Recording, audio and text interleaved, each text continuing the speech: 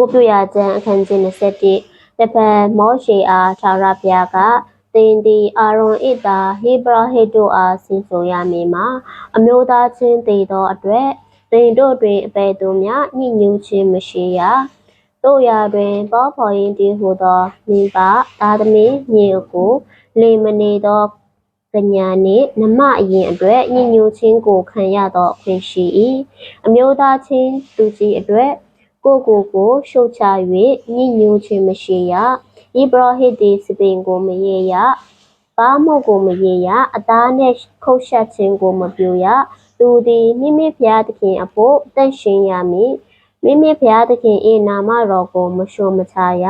ထာဝရဘုရားအားမိဖြည့်ပြုသောပူဇော်တကားမိမိဖျားသခင်၏အစာအာဟာရကိုပူဇော်သောကြောင့်တန့်ရှင်းခြင်းရှိရမည်သူသည်ပြည်တစားမိမတီလပြတ်သောမိမလေနှင့်ကွာသောမိမနှင့်မစွန်ဖဲရမိမိဖျားသခင်အဖို့တန်ရှင်၏သင်၏ဖျားသခင်ပွဲတော်ကိုဆက်သောကြောင့်သူကိုတန်ရှင်စေ၍သူသည်သင်အဖို့တန်ရှင်ရမည်သင်တို့ကိုတန်ရှင်စေသောငါထာဝရဘုရားတန်ရှင်၏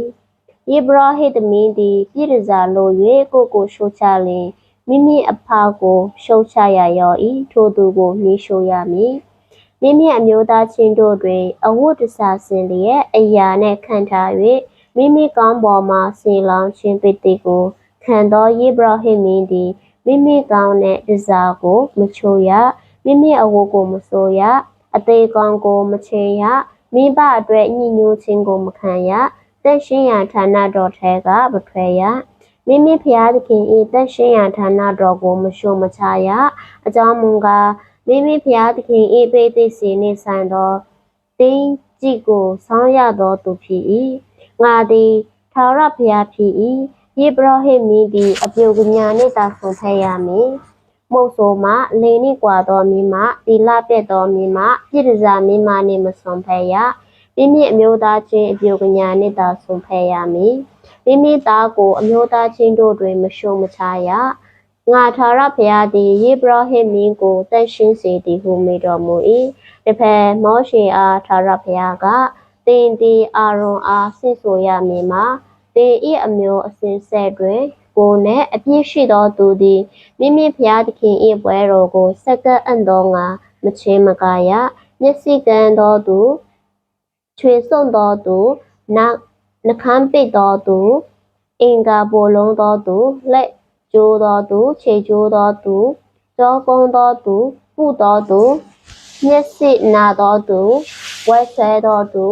ယားနာဆဲသောသူဝေးစစ်ပြက်သောသူမချင်းမကာရ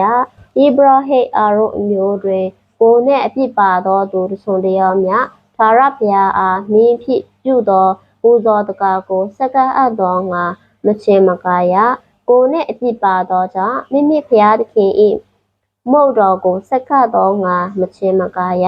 တန့်ရှင်းသောမို့ဖြစ်စေအလုံးတန့်ရှင်းသောမို့ဖြစ်စေမိမိဖျားသခင်၏မို့တော်ကိုစားရမည်ကိုယ်နှင့်အပြစ်ပါသောကြောင့်ငါတန့်ရှင်းရာဌာနအရာတို့ကိုရှုတ်ချရသည်ကိုစိုးရင်၍ကလကာအတွင်းသို့မဝင်ရရစ်ပလင်တို့မချင်းမကာရငါထာဝရဘုရားသည်ထိုအရာတို့ကိုတန့်ရှင်းစေသည်ဟုမိတော်မူ၏မောရှေသည်အာရုန်နှင့်သူ၏သားဣသရေလအမျိုးသားအပေါင်းတို့အားဆင့်ဆိုလေ၏အခန်းကြီး20တဖန်ထာဝရဘုရားသည်မောရှေအားမိတော်မူသည်ကအာရုန်နှင့်သူ၏သားတို့သည်ငါအဖို့တန့်ရှင်းစေသောအရာအားဖြင့်တန့်ရှင်းသောငါ၏နာမတော်ကိုမရှုံမချဘဲဣသရေလအမျိုးသားတို့၏တန့်ရှင်းသောအရာများနှင့်ကိုကွာစေရမည်အကြောင်းဆင့်ဆိုလော့ငါသည်ထာဝရဘုရားဖြစ်၏ထာဝရဘုရားအဖို့ဣသရေလအမျိုးသားနှင့်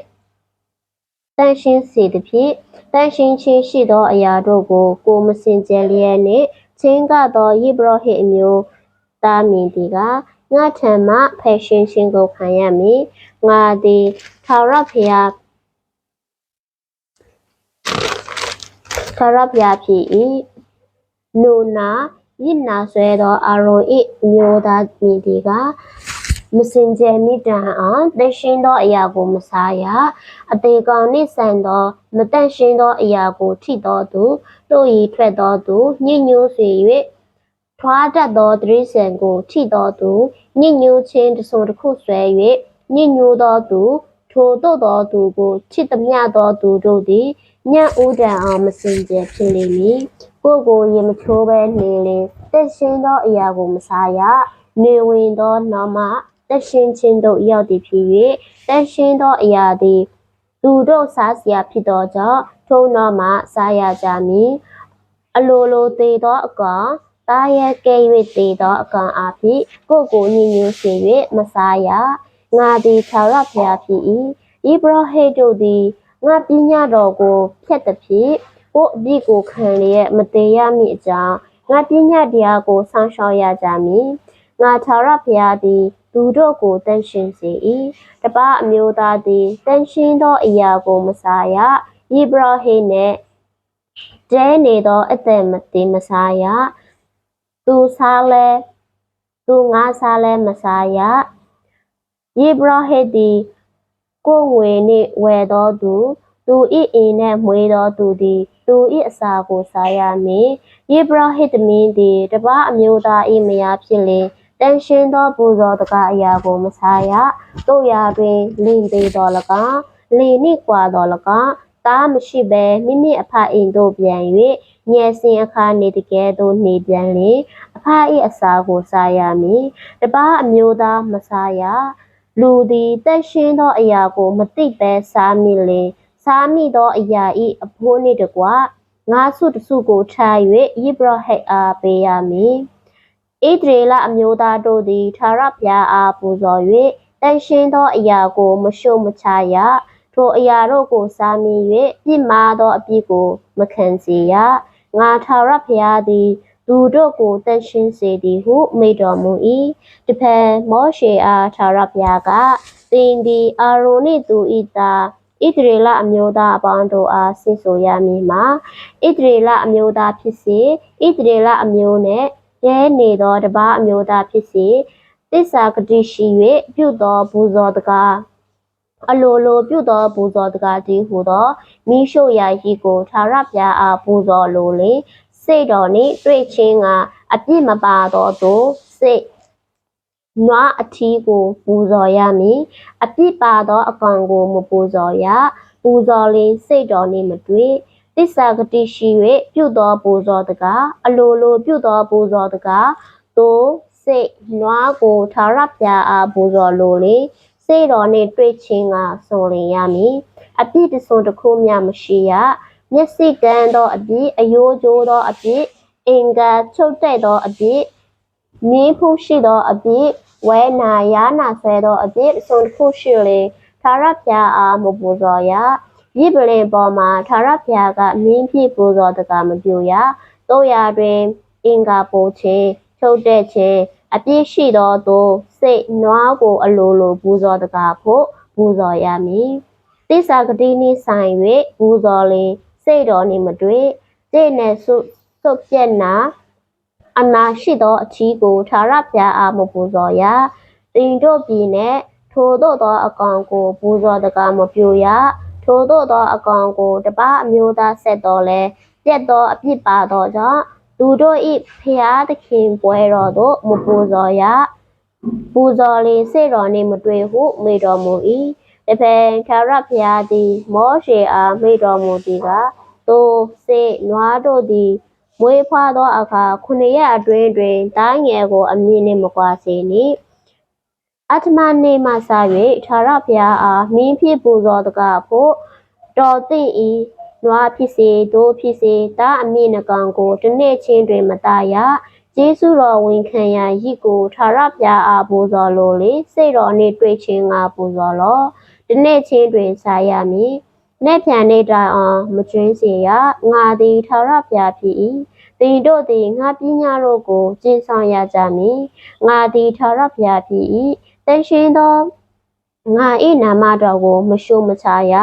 ထာဝရဘုရားတန်ရှင်းတော်မူသည်ဟုဣသရေလအမျိုးသားတို့သည်ထင်မှတ်ကြမည်ငါသည်သင်တို့၏ဘုရားသခင်ဖြစ်ခြင်းငါသင်တို့ကိုအေဂုတုပြည်မှနှုတ်ဆောင်၍တန်ရှင်းစေသောထာဝရဘုရားဖြစ်၏ငါသည်ထာဝရဘုရားဖြစ်သည်ဟုမိန့်တော်မူ၏အခန်းကြီး23တဖန်မောရှေအား ထာရဖျားကတင်ဒီဣတရေလအမျိုးသားတို့အားဆင့်ဆိုရမည်မှာတင်တို့သည်စီရင်ရသောဓမ္မစည်းဝေးခြင်းဒီဟူသောငါထာရဖျား၏ပွဲတော်များဟူမူကားချောရဲပလုံးအလိုလိုရမည်တတမနေ့ရက်သည်ညီဥစွာနေရသောအဖို့နှင့်ဓမ္မစည်းဝေးခြင်းကိုပြုရသောနေ့ဖြစ်၏ထိုနေ့၌တင်တို့သည်အလိုမလိုရကြတင်တို့နေရအရနှင့်ထာရဖျား၏အဖို့နှင့်ဖြစ်၏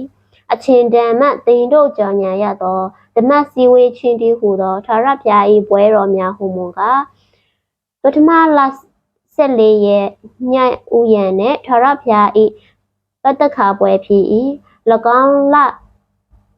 15ရက်နေ့နှင့်ထာရဖျားအဖို့အဇိမပွဲကိုခံရကြမည်9ရက်ပတ်လုံးတစိမဲ့မိုးကိုစားရမည်ပထမနေ့နဲ့ဓမ္မစည်းဝေးခြင်းကိုပြုရမည်လောကီအလို့ကိုမလို့ရ9ရက်ပတ်လုံးထာရဖျားအားမြင်းဖြစ်ပူဇော်တကားကိုပြုရမည်တတမနေ့နဲ့လည်းဓမ္မစည်းဝေးခြင်းကိုပြုရမည်လောကီအလို့ကိုမလို့ရဟုမိတော်မူ၏ဒီဖက်မောရှေအားထာရဖျားမိတော်မူသည်ကတင်ဒီဣသရေလအမျိုးသားတို့အားဆင့်ဆိုရမည်မှာတင်တို့သည်ငါပေးသောပြည်သို့ရော၍စပားကိုရိတ်သောအခါအူးရိတ်သောကော့လန်တစီကိုယေဘရဟိတ်ချန်သို့ဆောင်ခဲ့ရမည်တင်တို့သည်စိတ်တော်နှင့်တွေ့ချင်းကယေဘရဟိတ်သည်ဥဖို့နှင့်လုံမှနေဖြန်နေတွင်ထိုကော့လိုင်းကိုထာရဖျားရှိတော်နှင့်ချီလွယ်ရမည်ကော့လိုင်းကိုချီလွယ်သောနေ့နှင့်အခါမလဲအပြစ်မပါသောသိုးတငယ်အထီးကိုထာရဖျားအဖို့မိရှို့ရာရည်ပြူ၍ပူဇော်ရမည်ထိုရည်နှင့်ဆိုင်သောဘောဇီပူဇော်တကားကထာရဖျားအားမွေးကြံရာသို့မြင်းဖြည့်ပြုသောပူဇော်တကားတည်းဟုသောစီနှင့်ရောသောမှုန့်ညက်တကားမဲဖြစ်ရမည်သိုးလောင်းရာပူဇော်တကားစပြည့်ရည်သုံးလက်တဖြစ်ရမည်တင်တို့ဤဖျားသခင်ထံသို့ပူဇော်တကားကိုဆောင်ခဲ့သောနေ့မရော့မီနှင့်မို့ဆန်လောစိမ်းသောအသည့်အနှံကိုမစားရတင်တို့နေရအရာနှင့်တင်တို့အမျိုးစင်ဆက်ဆောင်းရသောပညာတော်ဖြစ်သည်ခြေလွဲရာပူဇော်တကားကောက်လိုင်းကိုဆောင်ခဲ့သောနေ့ဥပုနှင့်အလုံးနှက်ဖြန်နှင့်ကစား၍တည်ခုနှစ်သိန်းစိတ်အောင်ရည်တွေ့ရမည်တတမဥပုနှင့်အလုံးနှက်ဖြန်နှင့်အထိအရက်50တန်ရေတွက်ပြီးမှထာရဖျားအားပူဇော်တကားအသည့်ကိုဆက်ရကြမည်ထာရဖျားဖို့အသီးသီးသောအူးသီးသောအသီးတစ်စေးဖြစ်ဖောင်းကျွတ်သောမုံညက်တကမဲနေလို့သောခြေလွဲရာမှုနှလုံးကိုတိမ်တို့အိမ်မှထိုးဆောင်ခဲ့၍ထိုမို့နှင့်တကွအခါမလဲအပြစ်မပါသောသိုးတငယ်နှကောင်နွားတငယ်အထီးတကောင်စိတ်နှကောင်ကိုဆက်၍ဘောစီပူဇော်တကားသုံးလောင်းရာပူဇော်တကားနှင့်တကွထာရဖျားအားမွေးကြံရာဖို့မြင်းဖြစ်ပြုသောပူဇော်တကားတည်းဟုသောမိရှုပ်ရာရည်ကိုထာရဖျားအားပူဇော်ရမည်အပြစ်ဖြေရာရည်ဖို့စိတ်တငယ်တကောင်ကိုလည်းမိတ္တဟာရရည်ဖို့အခါမလဲသောသိုးတငယ်နှကောင်ကို၎င်းပူဇော်၍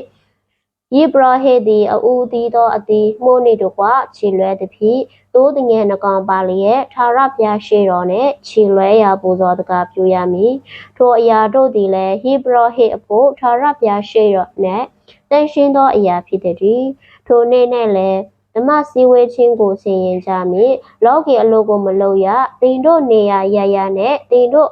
အမျိုးအစဉ်အဆက်ဆောင်ရသောပညာဖြစ်သည်ကိုမြေနှင့်ဖြစ်သောစပားကိုရေးသောအခါလက်ထောင်တို့ကိုအကုန်စင်မရေးရတင်းရာတွင်ကြံကျွင်းသောအရာကိုပြန်၍မကော့မသိရထိုအရာကိုဆင်းရဲသောသူအတဲ့အားချင်းချွင်ရမည်ငါသည်တင်တို့ဤဖျားသခင်ထာရဖျားဖြစ်၏ဟုမိတော်မူ၏တဖန်မောရှေအားထာရဖျားကတင်သည်ဣသရေလအမျိုးသားတို့အားဆင့်ဆိုရမည်မှာတင်တို့တင်တထမလပထမနေ့ရက်နှင့်တဘောမုတ်တံဓမ္မစည်းဝေးခြင်းကိုပြုရသောအိုးဖို့နေ့ကိုဆောင်ရကြမည်လောကီအလိုကိုမလိုရထာရဖျားအားမြင်းဖြစ်ပြုသောပူဇော်တကားကိုဆက်ရမည်ဟုမိတော်မူ၏တပံထာရဖျားသည်မောရှေအားမိတော်မူသည်ကတတမလတတမနေ့သည်လည်းအပြည့်ဖြေရာနှင့်ဓမ္မစည်းဝေးခြင်းကိုပြုသောနေ့ဖြစ်၏ ထူးချန်စွာကျင့်ရမည်ထာဝရဘုရားအားမင်းဖြစ်ပြုသောပူဇော်တကားကိုဆက်ကရမည်ထိုနေ့နဲ့အပယ်အလုတ်ကိုမြမလိုရသင်တို့ဘုရားသခင်ထာဝရဘုရားရှိတော်နဲ့ကိုအပြစ်ဖြေခြင်းကိုပြုရသောနေ့ဖြစ်၏ထိုနေ့နဲ့ထူးချန်စွာမကျင့်သောသူသည်ကမိမိအပြစ်မှဖယ်ရှင်းခြင်းကိုခံရမည်ထိုနေ့နဲ့အလုတ်တစုံတစ်ခုကိုလုပ်သောသူမည်သည်ကိုသူ၏အမျိုးမှငါဖယ်ရှင်းဖြစ်စေမည်အပယ်အလုတ်ကိုမြမလို့ရသင်တို့နေရာရရနဲ့သင်တို့အမျိုးအစဉ်အဆက်ဆောင်ရသောပညာဖြစ်သည်ထိုနေ့တွင်ညီဝစွာနေရသောနေ့ကျိုးချံစွာကျင့်သောနေ့ဖြစ်၏နဝမနေ့ညအိုမှစ၍နေ့ပြန်ညအိုတန်အောင်အဖို့ဆောင်ရမည်ဟုမိတော်မူ၏တဖန်မောရှေအားထာဝရဘုရားကသင်သည်ဣသေလမျိုးသားတို့အားဆင့်ဆိုရမည်မှာသင်တို့သည်တတမလ15ရက်နေ့မှစ၍9ရက်ပတ်လုံးထာဝရဘုရားအဖို့သင်กินနေ့ပွဲကိုခံရကြမည်ပထမနေ့နဲ့ဓမ္မစည်းဝေးခြင်းကိုပြုရမည်အလို့ကိုမလို့ရ9ရက်ပတ်လုံးထာဝရဘုရားအားမြင်းဖြစ်ပြုသောဘူဇော်တကားကိုဆက်ကရမည်အထမနေ့နဲ့လည်းဓမ္မစည်းဝေးခြင်းကိုပြု၍ထာဝရဘုရားအားမြင်းဖြစ်ပြုသောဘူဇော်တကားကိုဆက်ကရမည်ထူးဆန်းသောစည်းဝေးခြင်းဖြစ်၍လောကီအလို့ကိုမလို့ရဤရှိကထာဝရဘုရား၏ဥပုပ်နှင့်ထာဝရဘုရားအားဆက်ကရသောအလိုဌာနသစ္စာဂတိနှင့်ဆန်သောပူဇော်တကားအလိုလိုပြုသောပူဇော်တကားမှတပါနေရအတီးတီတို့နှင့်ထာဝရဘုရားအားမြင်းဖြစ်ပူဇော်သောပူဇော်တကားမိရှုရာ၏ဘောဇီပူဇော်တကားပူဇော်ခြင်းတိုးလောရာပူဇော်တကားကိုပြုစေခြင်းကဆင်ရင်ရသောဓမ္မစည်းဝေးခြင်းထာဝရဘုရားဤပွဲတော်များဖြစ်သည်ထိုမှတပါသင်တို့သည်မြေအသီးအနှံကိုသင်ယူသောနောက်တတမလ15ရက်နေ့မှစ၍9ရက်ပတ်လုံးထာဝရဘုရားအားပွဲခံရကြမည်ပထမနေ့နှင့်အထမနေ့နဲ့ဥပုသ်ဆောင်ရကြမည်ပထမနေ့နဲ့ကောင်းမှုသောတတိစပလုံးခက်မိုးမခတ်ပင်ဆရှိသောအရွက်များသောအပြင်ဤအကန့်အခက်ကိုယူ၍သင်ဤဘုရားသခင်ထာဝရဘုရားရှိတော်နှင့်9ရက်ပတ်လုံးရှင်လန်းခြင်းကိုပြုရကြမည်ထိုပွဲကိုတနေ့လင်9ရက်ပတ်လုံးထာဝရဘုရားအဖို့ခံရကြမည်သင်တို့အမျိုးအစဉ်အဆက်ဆောင်ရသောပညာတော်ဖြစ်သည်ထိုပွဲကိုတတမလနှင့်ခံရကြမည်ဣသရေလမျိုးသားတို့ကိုအေဂုတုပြည်မှနှုတ်ဆွမ်းသောအခါတိခတ်ထဲနှင့်နေစေကြောင်းကိုသင်တို့အမျိုးအစဉ်အဆက်တို့သည်သိမှတ်ရမည်ကြောင့်ဣသရေလအမျိုးသားအပေါင်းတို့သည်တိခတ်ထဲနှင့်9ရက်ပတ်လုံးနေရကြမည်ငါသည်သင်တို့၏ဘုရားသခင်ထာဝရဘုရားဖြစ်သည်ဟုမိန့်တော်မူ၏မောရှေသည်လည်းထာဝရဘုရား၏ပွဲတော်များကိုဣသရေလအမျိုးသားတို့အားပြန်ကြားလေ၏အာမင်